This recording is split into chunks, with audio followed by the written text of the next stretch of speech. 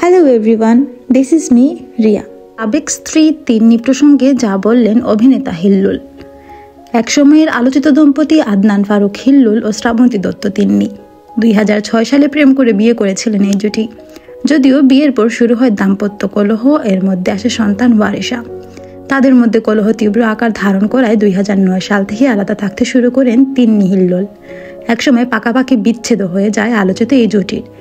এরপর ছোট পর্দার আরেক অভিনেত্রী নৌসিনের সঙ্গে সংসার বাঁধেন হিল্লুল।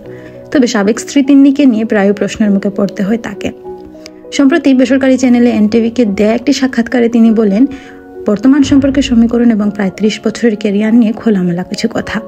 কেন হিল্লুলকে আগের মতো আর অভিনয়ে দেখা যাচ্ছে না প্রশ্নের উত্তরে তিনি বলেন, 2017-18 থেকে নাটকে কাজ করছি না। আমি আসলে উপভোগ করছিলাম না। যে ধরনের কাজ হতো সেগুলো এনজয় করতাম না। 2003 সালে আমার একটা নাটক ছিল স্পর্শের বাইরে। ওই নাটকের মাধ্যমে জনপ্রিয়তা পাই, রাস্তার মানুষ দূর থেকে ডাকতো। 2017-18 দিকে প্রচুর কাজের চাপ চলে আসতো, শরীরেও কুলাতো না, নাটকগুলোর কোনো সাড়াও পেতাম না। মাথার মধ্যে ছিল আমার একটা ডিজিটাল পরিচয় তৈরি করা দরকার, তাই ব্লগিং শুরু করি।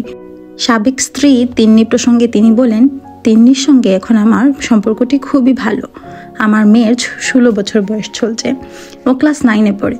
আমাদের মেয়ের কারণেও যোগাযোগ করতে হয়। বর্তমান স্ত্রীর সঙ্গেও তিন্নির নিয়মিত যোগাযোগ হয়। ছোট মেয়েকে তো সময় দেওয়া হয়, বড় মেয়েকে বছরে একবার সময় দেওয়া হয় যখন কানাডাতে যাই।